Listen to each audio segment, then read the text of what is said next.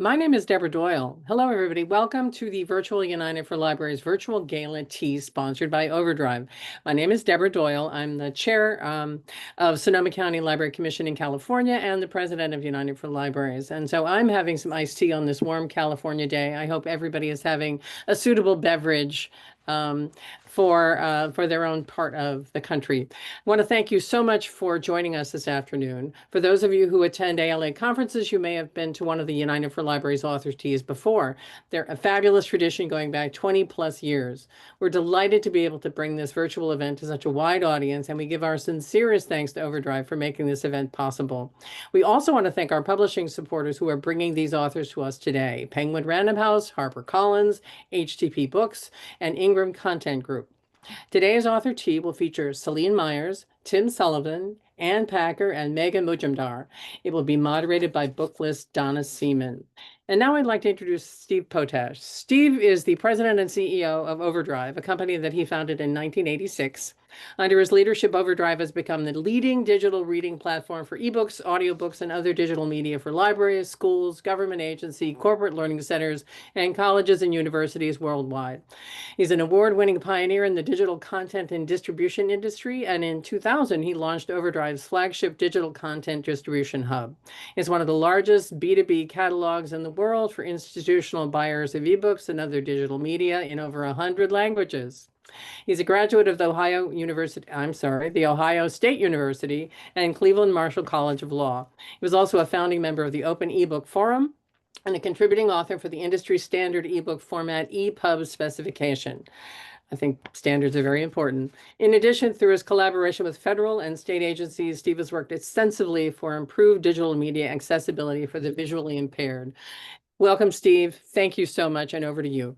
Thank you, Deborah. And I want to also thank all of you today. I know you're in for a treat with the four authors you're going to be hearing from. As Deborah mentioned, I'm delighted to be representing Team OverDrive here from our world headquarters in Northeast Ohio. And we are very proud to support United for Libraries and this particular event, the Virtual Gala Author Tea. As you may know, we are working with public libraries, academic, school, corporate, and other special interest knowledge groups. And you may know us through our apps, Libby and Sora for access to digital book reading and listening, and Canopy for streaming film and other documentaries. Today, my remarks are very brief, but we are, while Donna's with her iced tea, I was thinking afterwards it might be a Long Island iced tea. So everyone's going to have their own tea derivative product here, I think.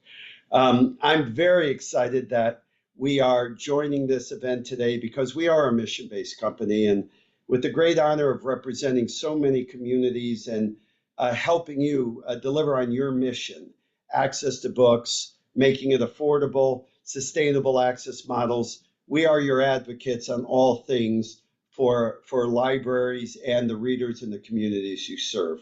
I've had the great fortune of next year will be 40 years of representing the creative community and authors and publishers, how they can reach more readers, and the public libraries are the most undervalued partner that publishers, authors, and the creators should value because of all the work you do promoting literacy and a lifelong love of reading, storytelling, and the things that you do each day. You're going to hear from four amazing authors, Selena, Tim, Ann, and Mega. And with no further ado, it's my delight to introduce your moderator today, Donna Seaman, and hand it off to Donna now. Thank you all. Thank you so much, Steve, and thank you, Deborah, and thank you to Jillian and Beth behind the scenes. It's wonderful to see so many of you here today, and I see you're having fun in the chat. That's always great. I'm here in Chicago, working for Booklist, and I'm thrilled about the four authors we have with us today. The forthcoming books they'll be talking about run the gamut from a vampire thriller to family drama. I'm going to introduce each author individually, and they will talk about their work.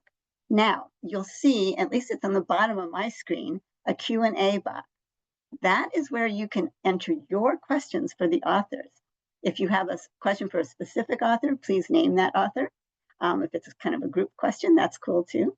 But we will keep an eye on those. And after all the presentations, we will ask some of your questions. So now we start with the first author, and that is Selena Myers. Yes, Selena, who is also known as Selena Spooky Boo to her millions of online followers. Selena is a Canadian paranormal writer, model, influencer, and entrepreneur. She's known for her comedy, her dancing, her lip sync videos on TikTok. Myers is also the host of the Haunted Estate podcast, on which she shares paranormal stories. Myers and Chris Collins co-wrote and star in the found footage horror film House on Eden, which is in theaters now. I checked, it is in Chicago. Selena's forthcoming book is Hollow, to be published by Hanover Square Press in January 2026, in the new year. So this vampire thriller begins with an unnerving prelude set back in 1725. Then the novel proper begins and we meet Mia, who was passionate about the moon. As a child, she could see and hear the dead. This marked her forever, even as her gift faded. She's now 25. She's been working in the same bookstore since she was 18. She shrugged off college. She wonders how to recharge and change her life. And well, then everything changes. So here to tell us more about Hollow is Selena Myers. Welcome, Selena. Hello, everyone. What a wonderful introduction. I'm blushing, my heart's pounding, I'm nervous. Thank you so much for all of that. I first want to say just thank you so much to everyone who joined today. It takes, a whole world, a whole village to bring these books to life, and the love for literature and the love for just all of it in general. And it's just really nice to be surrounded by just other authors. It's fun because I think as authors, a lot of us, I might not just be speaking for myself, live very quiet, introverted lives. At least I do. Might not seem like that on the internet, but I'm a home baby. So I just want to say thank you, and thank you to OverDrive and everyone who made this possible today. Made some quick notes because when I get nervous, I tend to speed through things. But I want to start with an interesting little story. And it's the fact that by the time I hit grade 4, nobody had noticed that I didn't know how to read. I was the firstborn, and when the note came home from school saying that you're supposed to read with your children, my mom thought that meant she was supposed to read to us. So I got to grade 4 without anybody noticing that I could read. And then I was actually shifted into a program for kids who couldn't read in school. And I picked it up fast. And I found the world of books, and I became the kid who went to the library every week, left with 7 chapter books by like grade 1, grade 2, and would read all 7 of them in a week. I was really passionate about escapism, probably. I really liked the escaping the world that I was in. Not that it wasn't great, but that was something that was really interesting, and I found myself really going towards spookier books. I grew up in a very haunted house, which really reflects in everything that I've done in my life, kind of since that point of being a child, and really reflects in my books because all of them have been vampires and witches and ghosts and those worlds. But I love to take my books and make them feel like they could happen. Where I love fantasy, I love to blend fantasy and reality, so you feel like it could definitely be happening in the world that we're in right now. By the time I was 10 years old, I think this was the end of grade 4, I actually had my first poem published in a book, which was really weird and interesting and threw my parents off. Like something's up, something's up. um, the next thing, yeah, so I went to a bunch of different high schools. I grew up in a small town with 4 high schools. We had about 40,000 people. And I kept hearing that different English teachers were better. And I was bad at everything else. I could do art and I could do English, but I was terrible at math. I was terrible. I knew my interests and I wanted to stick with them. So I changed high schools 3 times so I could do 3 different writing programs. But I love my parents, but they were the kind of people that were like, get a normal job. Writing is not gonna be the thing that you do. So I went to college 2 different times, and I am slightly proud to say I am a complete college dropout. Many times around, I just never felt like I really fit anywhere. And the reason I'm telling you all this stuff is when I see a book and I fall in love with a book and I want to read it, I love the characters in the book, but I am always hyper focused on authors. When it comes to movies, directors, I just like to get into their mind. I like to learn what inspired them, learn who they are as people, and see where their stories kind of came from. Um, so yes, switched my times, college dropout. Life got really weird. I ended up getting diagnosed with Meniere's disease, which is a vertigo disorder. Not nice. And then right after that, my husband had incurred a traumatic brain injury. So that birthed the year of silence. And that was right around the time I also started doing the podcast, The Haunted Estate, where my first book, which was to accompany the podcast, came through. And that was The Home Reader. And that was my first time I wrote a book.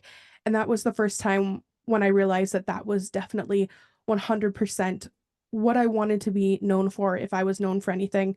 Because over the years, as she had described, I've amassed 32 million followers online, which is insane. I work on YouTube. Our first movie is out, which is crazy, but my manager asks me all the time, what's the one thing that you want to be known for? And it is writing. I love novels, and I've recently discovered screenwriting, and shifting my books into screenplays has been the most enjoyable thing and so much faster than writing a 80,000 word book. Absolutely. But that takes us up to 2020. So I had written 3 books before this online popularity had happened, and I had a book that I'd always wanted to write the most, which was Hollow. And I saw someone in the chat had the original cover, which is interesting. But I decided I wanted to write this book finally, and I'd lived in me the entire time. My whole life I knew this because I loved Twilight. I loved the Vampire Diaries. I grew up on that. And I had a story that was so different, but had the same feeling that those movies and books had given to me. But I didn't want to write this alone. And I came up with a plan, and I went live on TikTok every single day for a year and wrote this book with my followers, which was incredibly insane. I would sit there in the middle of the night with 300 followers, or during the day in you know, having 13,000 people watching, and I would read certain parts, and I was able to build a story and share pieces of the book without giving the book away, but having this book that feels like it was a collective piece of art was such an interesting way to do something. And I don't really know if it had been done before, but it's just been such a pleasure, and having people waiting for it and excited for this new edition, because it was out for a little bit before, the publishers had reached out and said, let's do something incredible with this, and that was great. um so Hollow is definitely the first book where I've ever put little bits of pieces of myself in it, which is like the college dropout and the feeling super stuck in life. Because I don't know if it's everybody in their 20s, but it wasn't until I hit my 30s that I really had an idea of who I was and where I was going. And I think that sometimes that is just what we're doing every day. You don't actually have to have a plan. You just gotta take baby steps in every direction that you want to go. But Hollow is this delicious vampire story where she gets to choose between 2 different families, and the mashup at the end is incredible. And I've been working lightly on the next book, and I just honestly can't wait to see where it goes. So thank you so much, everyone, for letting me speak on this book and my story. And again, thank you to everyone who's watching, and the librarians, and just people who enjoy the work that others put into these stories. Thank you so much, Selena. That was wonderful. And we have lots of questions. Thanks for putting questions in the Q&A out there. So up next, Tim Sullivan, who, as he mentioned in chat, is coming to us from London, which we really appreciate. Some background on Tim. After graduating from Cambridge University with a law degree, what did he do? He headed right into television and film instead. He became an accomplished screenwriter and director. His many credits include A Handful of Dust, starring Kirsten Scott Thomas, Where Angels Fear to Tread, starring Helen Mirren and Helena Bonham Carter, Jack and Sarah, starring Richard E. Grant, Judi Dench, and Ian McClellan, and Letters to Juliet with Amanda Seyfried. Tim has also had an extensive Hollywood career working with Ron Howard, Scott Rudin, and Jeffrey Katzenberg. Then Tim turned himself into a crime writer, creating a series featuring Detective Sergeant George Cross, who has autism and is tireless in his pursuit of the facts. The George Cross series has been a tremendous hit in the UK, and now Atlantic Crime, an imprint of Grove Atlantic, is bringing the series to the US, and we're really excited about that. The first novel is The Dentist. It will be released in October. Sullivan's novels are set in Bristol and the southwest of England, where Cross's methods often infuriate his colleagues and superiors. He's not so much a thorn in my side as a pain in my arse, says his boss, Detective Chief Inspector Carson. Gives you a little flavor of these novels. But George's conviction rate, thanks to his dogged persistence and attention to detail, is the best in the force. I have a quote from the best-selling thriller writer Sophie Hannah, which I thought was right on point. It's the combination of excellent plotting, meticulous attention to detail, and a wonderfully unique and unconventionally irresistible detective protagonist that makes Tim Sullivan such a brilliant and exciting talent. This is one of the best series to emerge in recent years. Welcome, Tim. Please tell us more. Thank you so much. And thank you for having me. It's a great pleasure to be talking to you tonight. I'm very grateful to be given the opportunity, although unlike Selena, I don't think any of you will know me, so I'm going to have to introduce myself. Libraries have played a huge important part in my life, from studying them at school and university and up until recently as a member of the London Library. So thank you for having me. Libraries are so important to society and literacy, and over here in the UK are under constant threat, which is something we always have to be aware of. I've written out my stuff, so I hope it doesn't come across as too dry, because otherwise I'll go on for half an hour and I'm not allowed to do that. The central character of my series of crime novels is one Detective Sergeant George Cross. George is on the autistic spectrum. He has autistic spectrum condition, which used to be known as Asperger's syndrome. This has many consequences for George. He can come across as brusque, rude, even when he doesn't mean to be. But it's what makes him such a great detective. He's not one of those with autism that gives him a superpower where he can look at a murder scene and come up miraculously with an instant solution. What it gives him is the patience and a dogged determination to examine the normal, the routine, and the mundane, in the knowledge that this is where the answer to any case will often lie. His attention to detail and looking in places other detectives choose to ignore means he has the highest arrest to conviction rate in his force. Things other detectives dismiss as irrelevant to a case or trivial are what George is drawn to, and it's so often where he finds the answers to his case. Based in the city of Bristol, where I grew up, with the city of Bath nearby, the series also hopefully conjures up images of the beautiful southwest of England. As with many people on the autistic spectrum, George is obsessed with things being right or done in the correct way, be it punctuation, pronunciation, accuracy of historical facts, or the way his tea is made. Loose leaf always, never a bag, milk in the cup first. He is, for example, incapable of disobeying an order, although he often finds ingenious ways around this. For him, order is the order of the day. Without order, there can only be chaos. This need for things to be right with George falls neatly into line with his work.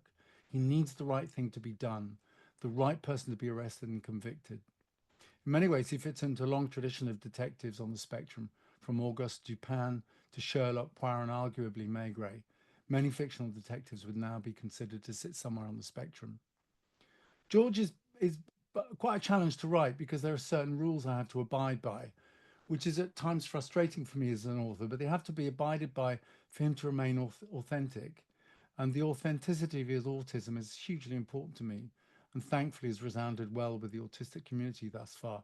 It can be tricky though, because George never has gut instincts about a case, nor does he like someone, as you often hear, as a suspect. He can only follow the evidence as he finds it. He doesn't hypothesize or speculate. This is where the secondary characters come into their own, such as Otti, Mackenzie, and Swift, but more of them later. One of the most enjoyable aspects of writing a series of crime novels for me lies in the creation of character. It's right up there with plotting and just as important as any crime. By this, I don't mean just the central detective or protagonist, but the supporting cast. A fully realized central character is essential to the success of a series and one of the main reasons a reader will return. I'm going to cut bits out now because I'm going to go over. If you create good characters and an environment people understand, the reader comes back to a world in the next book that is instantly familiar to them, and one in which they can see how relationships have developed, situations have been resolved or progressed. Jeremy Brett was very conscious of this when I directed him in the Granada TV Sherlock Holmes series. He was one of the great Sherlocks for me. In particular, he'd be very concerned if Mrs. Hudson were omitted from a script. This wasn't because the lovely Rosalie Williams had been his first ever theatrical landlady when he was a young actor, though his immense sense of loyalty, it might have had something to do with it. It was because he understood the value of Sherlock being seen by the viewer in the context of his familiars.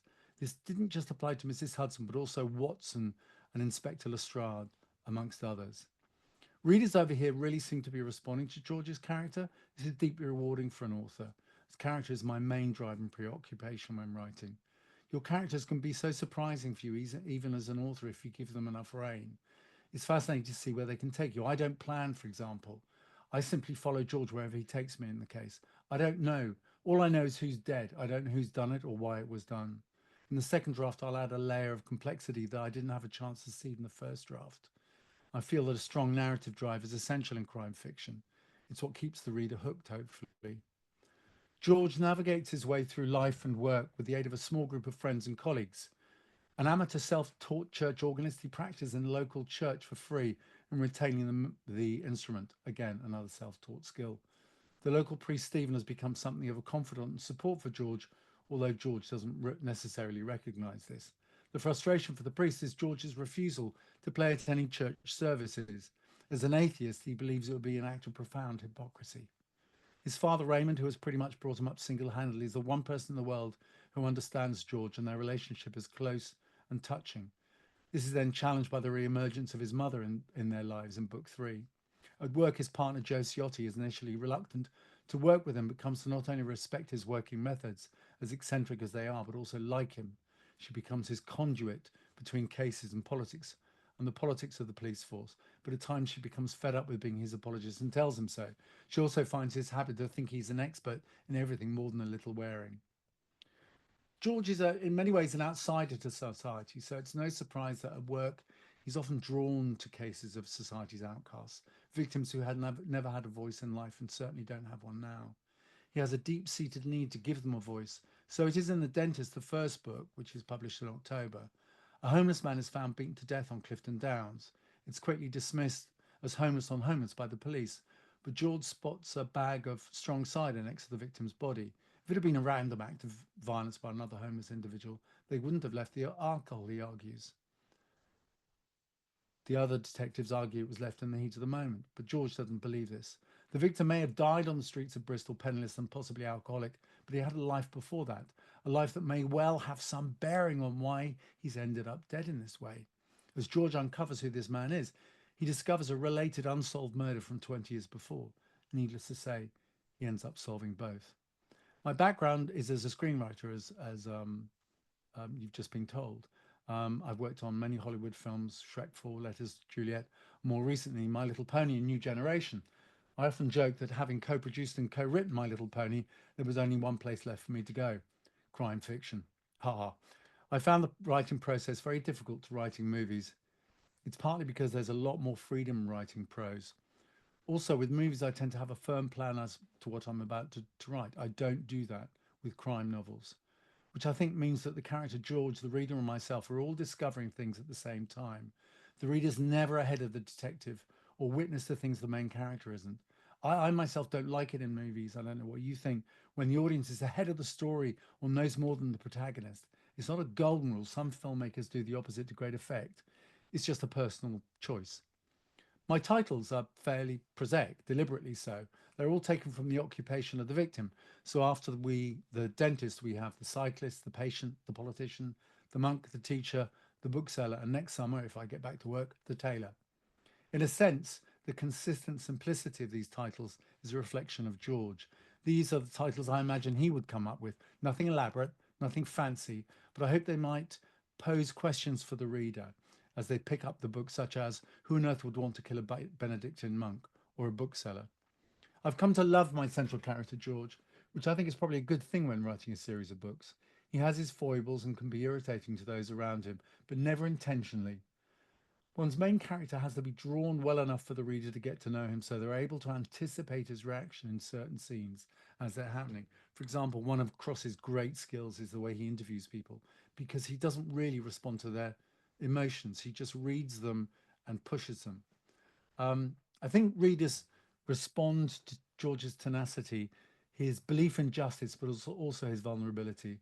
One of my favorite lines is contained within The Dentist when they go to interview a retired detective who was their boss back in the day and gave George a particularly hard time. I mean, he bullied him. As he answers his front door, he looks at George and says, "Oh, it's PC odd," which is the UK's lowest police rank. To which George replies, "It's DS odd now, sir." Otti finds this hysterically funny in a way that George just doesn't understand. I do hope that readers in the US, such as yourselves, will find him as compelling and endearing as they have over here. Thank you so much. Thank you so much, Tim. So touching You're when on an author mute. loves their characters. Thank you. All right, well, moving along, our third participant is Ann Packer. So Ann attended Yale University and the Iowa's Writers Workshop. She received fellows from the Wisconsin Institute for Creative Writing, the Michener Copernicus Society, and the National Endowment of the Arts.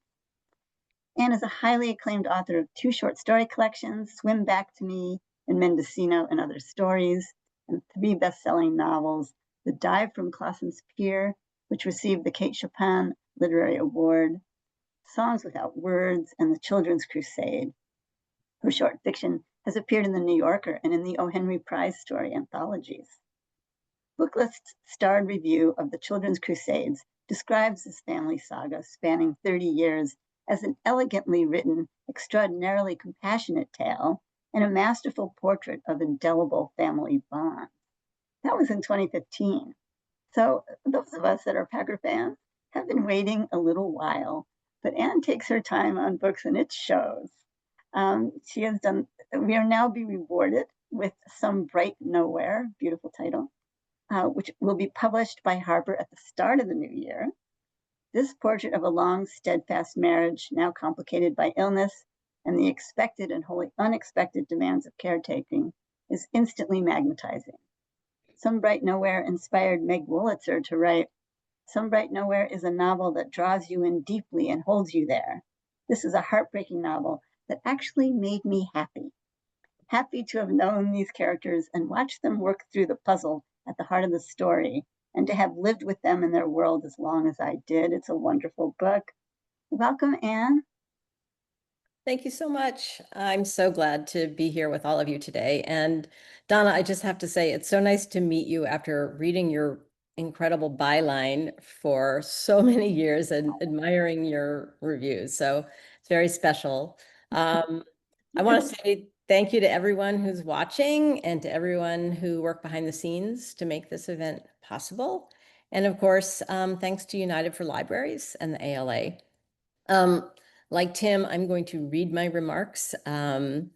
It's not because otherwise I would go long. It's because even after publishing books for 30 years, it makes me too nervous to speak extemporaneously. So bear with me, and I will tell you about Some Bright Nowhere. So I actually don't know a writer who doesn't feel a deep historic gratitude to libraries. I grew up the child of 2 professors, and while I didn't have to leave the house to find lots and lots of books, my local library was a haven where I could read Nancy Drew to my heart's content without having to worry about my parents trying to push me toward literature with a capital L. That gap between what other people want us to do and what we want or need to do for ourselves is a theme in my work, perhaps the central theme. My first novel, The Dive from Clausen's Pier, was about a young woman grappling with the desire to flee after her fiancé is injured in a diving accident. Over 20 years later, with Some Bright Nowhere, I've written a book about a couple at the other end of life, grappling with similar questions about love and loyalty. The book centers on a long married couple and what happens when the wife's painful struggle with cancer nears its end. But before I tell you more, I want to talk a little about how I came to write it. Being in my 60s, I've gone through what we all go through as we get older, seeing friends become very ill. Being close to someone with an illness like cancer is a life experience that blends terrible pain with a kind of profound and beautiful intimacy that changes you even as the illness changes them. I've seen two very close friends learn that their cancer was terminal and also seen how that affected the people around them, their friends and family. Two people is hardly a large sample, but the experience highlighted the thing that's always true, which is that despite situational similarities, people deal with life events very, very differently.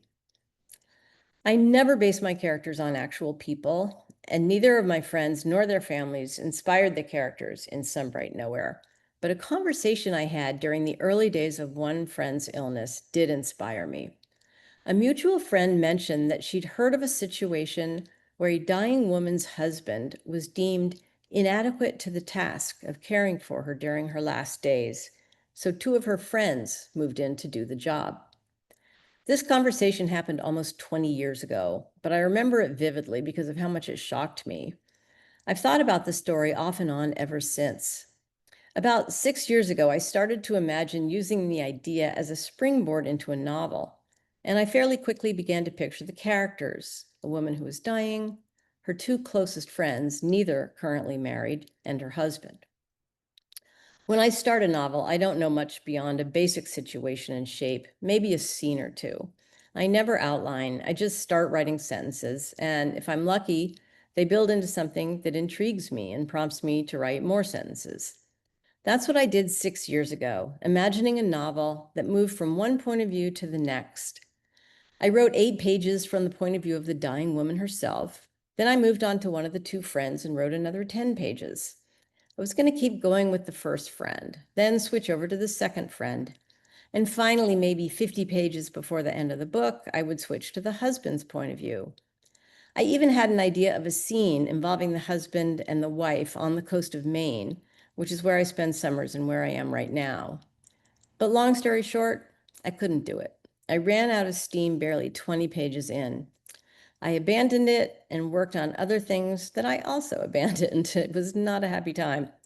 But then I started thinking about this situation again, and I found my thoughts focused on the husband. His experience was the most complex and mysterious to me. What would it feel like to be asked to leave? Would he be angry or sad? Would he wonder what he'd done to deserve it? Would it change the way he viewed his wife and her friends? If he left, would he be able to stay away? I started over, writing exclusively from his point of view, and the thing just took off. I wrote a complete first draft in 4 months, which is just completely unheard of for me. So now I'll get into the book in detail. The husband is Elliot, a retired businessman who had a demanding and travel-intensive career. The wife is Claire, a one-time PhD student in English literature turned university development executive. Their marriage was traditional for the era, with Elliot making most of the money and Claire doing most of the home management. They lived a comfortable life in Connecticut, raised 2 kids, spent 3 weeks in Maine every summer. 8 years before the action of the book starts, Claire was diagnosed with breast cancer and Elliot took on the role of primary caregiver. When her cancer spread, he retired so he could focus on her full time. As she became weaker and more ill, he took on all the tasks of running the house and felt very rooted in being the caretaker of their house and their lives, which makes her request early in the novel all the more shocking.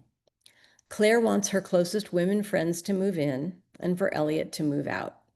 When he asks why, she talks about a friend from a cancer support group whose death a year earlier had been an exclusively female experience. Her friend lived alone, and the friend's sisters and daughters came to help her through her final weeks. Claire tells Elliot that there was something special and unique about her friend's dying and death, and that she's decided she wants a similar arrangement for herself, women only. But she hastens to add that it's up to him. Elliot has to decide for himself if he's going to honor her dying wish. In the early days of writing this novel, as I was figuring out what I was trying to do, I kept thinking I wanted the book to be like a knife. I didn't know what I meant by that phrase, but the notion kept coming back to me. When I finished writing, I found that the book was by far the shortest I'd ever written, under 250 pages. It unfolds over a fairly brief period of time in Elliot and Claire's life, and the pacing is urgent. It's a novel with a lot of interiority, but it's grounded in scenes that carry the characters and the reader ever closer to Claire's death. In other words, it's slim and pointed, like a knife.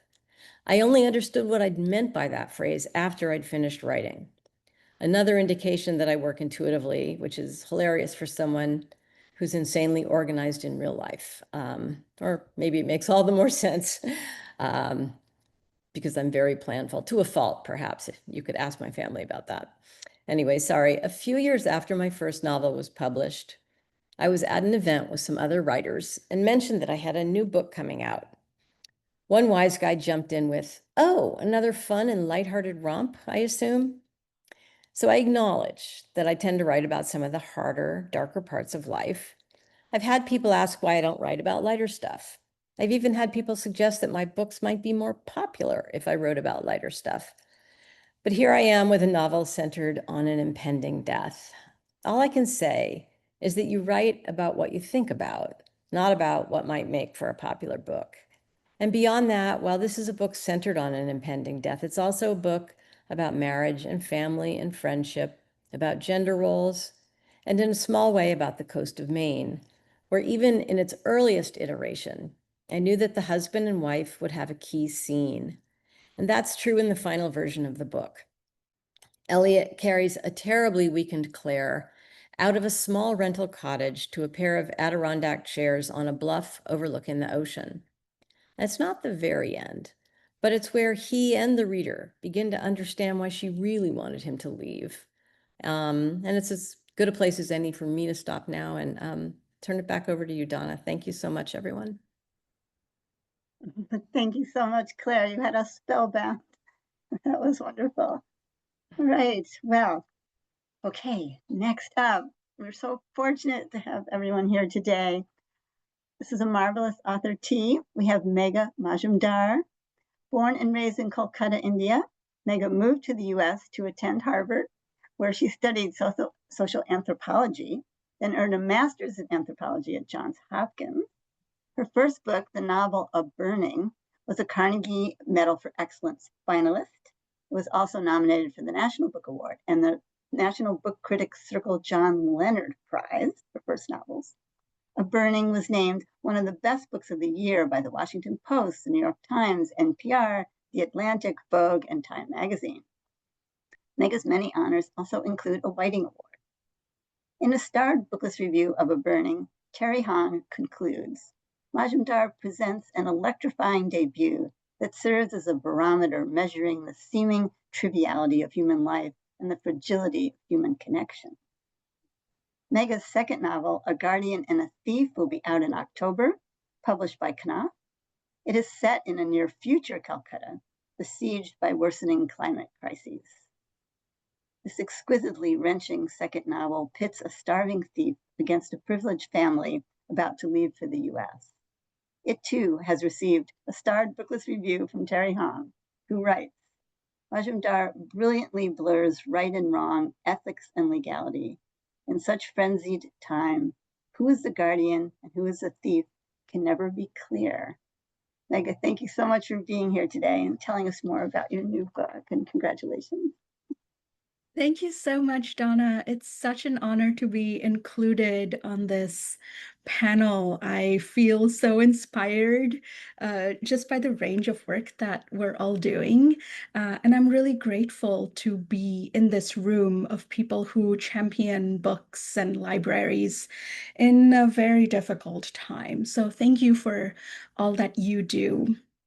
I thought I would start by actually shouting out two books which will be out in the next few months, which I just read and loved, just in the spirit of bringing more books into the room. One is We Survived the Night by Julian Brave Noisecat. Maybe some of you have already read this. It's memoir and history. And the other is Surrender. I don't know if you can really see, it's by Jennifer Acker.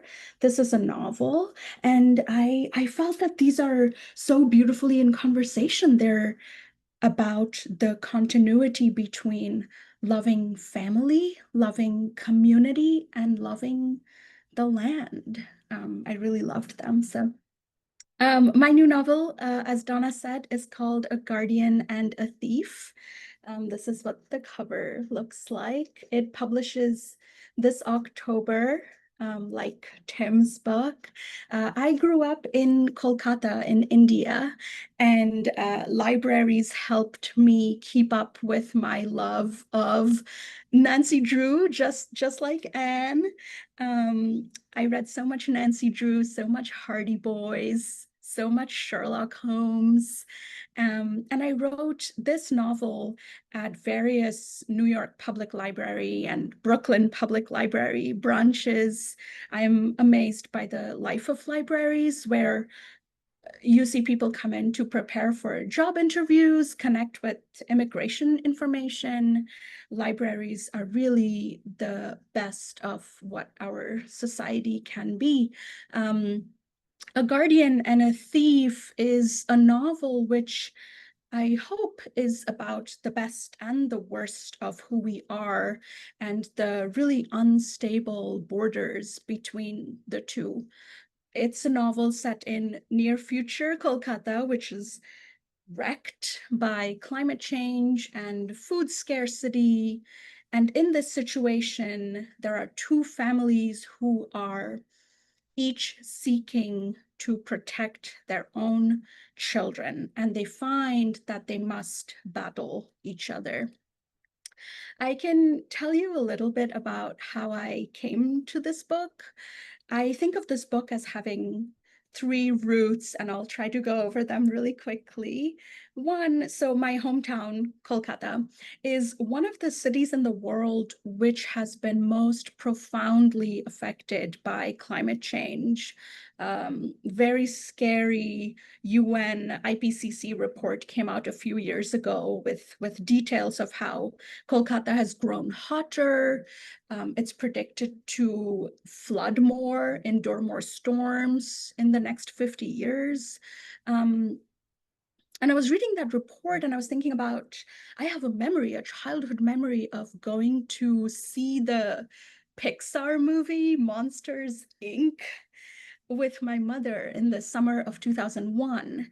I would have been 13 or 14. And that day when we went, it was so hot that my shoes were sticking to the melting tar of the street.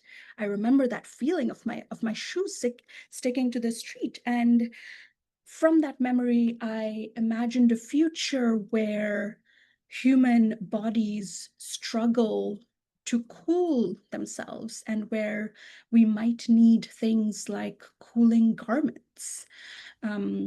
Over the 6 years that I worked on this novel, I did a lot of reading on climate change and the future of food. I have a couple of the books still on my desk. A lot of them were from libraries, so I don't have them anymore. But I read books like this, The Future We Choose. I read one about the future of agriculture called Uncertain Harvest. Oh, and the last one that I'll show you is this really beautiful anthology called All We Can Save. So I did a lot of reading on climate change, and that's how I entered the world of this novel. The second place where this book grew is in all of my reading, I encountered repeated declarations of hope. I grew interested in the complexity of hope in a time of crisis, not on the scale of nations or systems, but in the life of a person. What if, in an unstable world, hope becomes morally impure? What if it becomes sly and vicious? If you imagine an adult stealing an orange from a child to feed their own child, is that an erosion of their humanity, or is that the most uninhibited expression of their hope for their child's well-being.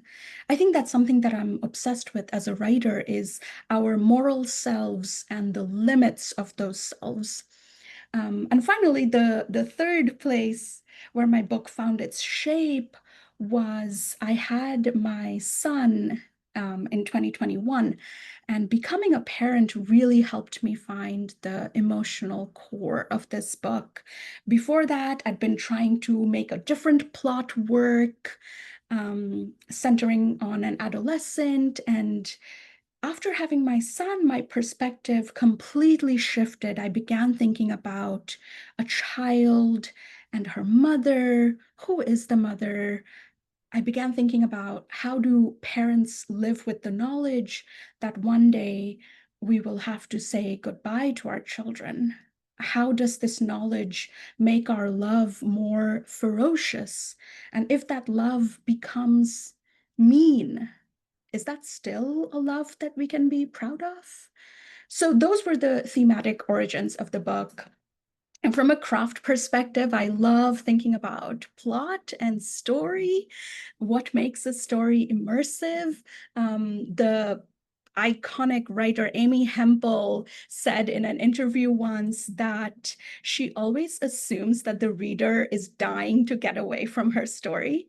And I very much agree with that. I feel it's my task as the writer to invite the reader in. So I hope that readers feel invited into A Guardian and a Thief. And I hope that they leave the book reflecting on something like, what if the acts necessitated by our love obliterate our moral borders? Thank you very much. Thank you, Megan. That was fascinating, and I love that you're holding up books. We all love to recommend books to each other. Of course, I've devoted my life to that. So now I'm excited to look in the Q&A module. I see lots of questions, and I will read them out.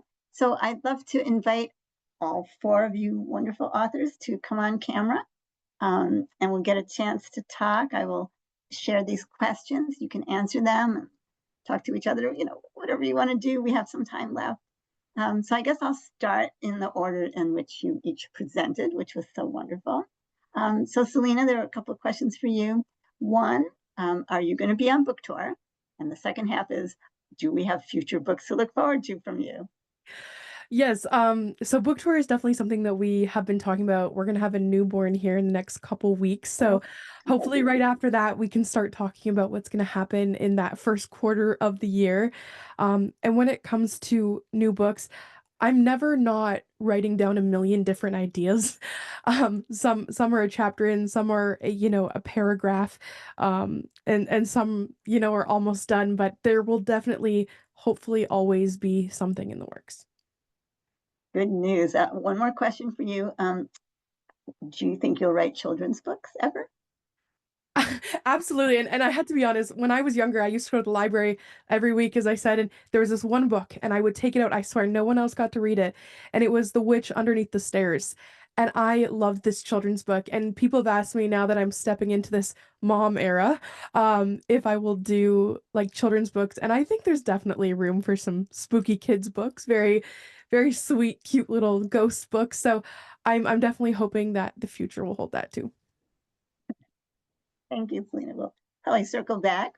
So Tim, I have a question for you. Why did you choose to write about a character who's autistic?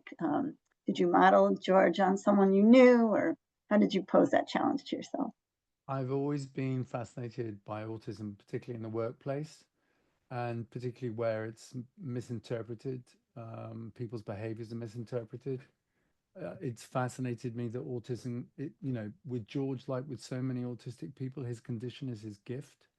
He may look at the world differently, but that's something to be applauded. And the autism came that I wanted to write about a character with autism, and then he became a detective. It wasn't the other way around. I didn't have a detective and make him autistic. It just seemed to me to be part of a tradition, but also it was really important to me, and I've had a lot of reaction from people with autistic members of their family, or neurodiverse people themselves, where they're really pleased to see a character in a lead role in a book who's neurodiverse portrayed in such a positive way. And so that's been very, very rewarding for me. Indeed, indeed. It's been great to see more neurodiverse characters in fiction. It's definitely Yeah, I mean, I think it's just got to be done properly. You've got to do it properly researched.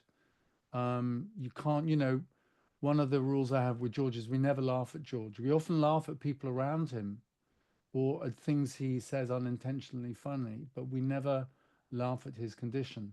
And that's, I mean, to be honest with you, when I first came up with the book, I got turned down by loads of literary agents because I was told, because I wasn't neurodiverse, I was accused of neuroscientific appropriation.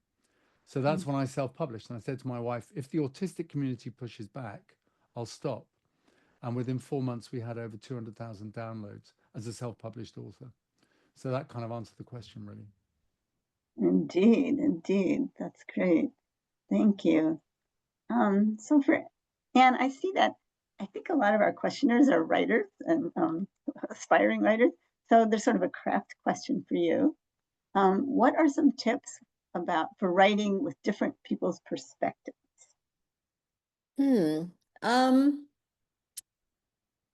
Gosh, I think it's an empathic leap.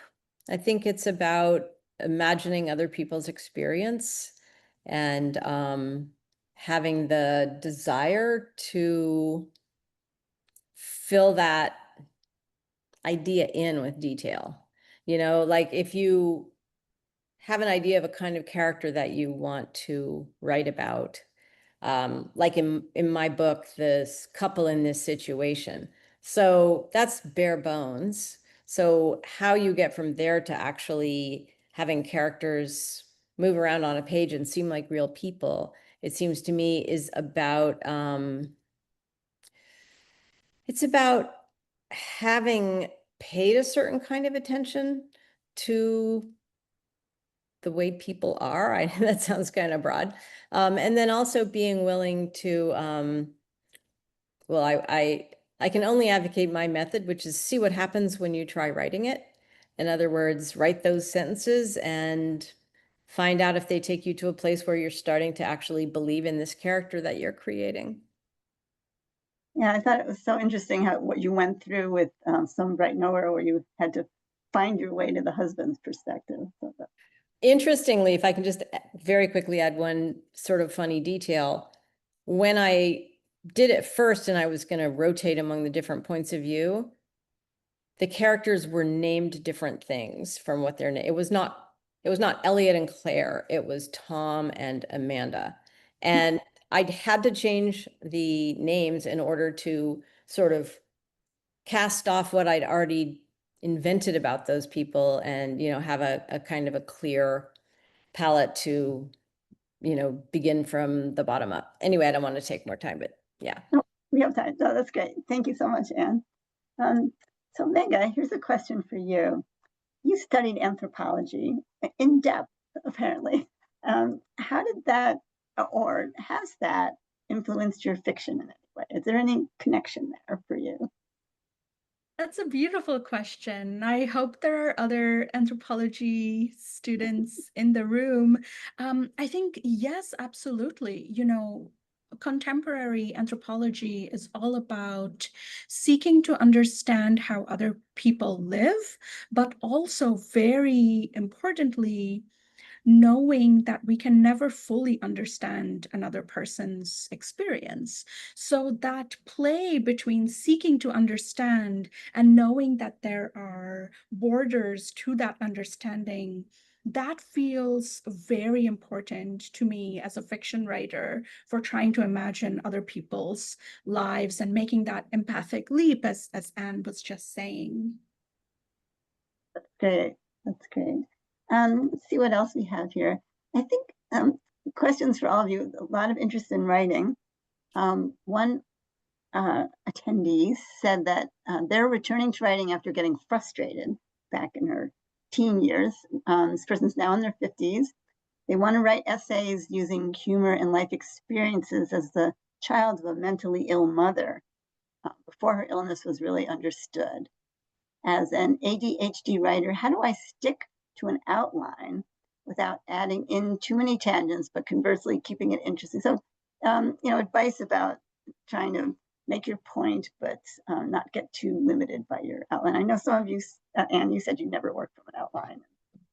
So any general advice? Why don't we start with Selena? We'll round back to you. I love that question as someone who's diagnosed with ADHD. Writing is such an interesting thing for me because I will take a year or I will take a couple months. Sometimes I'll need to start at 8 a.m. and finish or write for 17 hours and then not touch it. And I think that's the interesting thing to remember is you don't need to have a specific plan. And I think if you're worried about going in too many different directions with it, write it all down. You can always cut it up later. You can put the pieces together, and that's what's so amazing about writing is it's not final until it's in print. I can tell you how many changes I've made to things over the years, but the main thing I would say is you don't have to start at the beginning, and you can always change it, and you can always take things away, but write it all down. That's what I would say. I absolutely agree with that. I think it's a really good point, Selena. You just get it down. You can always cut it, and you can always make it better. You can always go back to it as a reader yourself a few weeks later and go, oh, this is wonderful, or this is terrible. But just write it down and never, ever sit down and say, I want to write an essay and think I'm going to write the complete thing. Write bits. Write bits that are familiar to you, that you want to get down. Write the easy bits first. Just get into the habit of writing it. But don't limit yourself, ADHD or not. Don't worry about those tangents. I love the fact that I can go off on tangents because in screenplays I never could because it costs too much money. But in novels I can write about George's obsession with sleeve tattoos, which confuse him because he doesn't understand why you would never want to change your shirt. I can write about that in a way that I can't in film. So just free yourself. I love that. Great advice.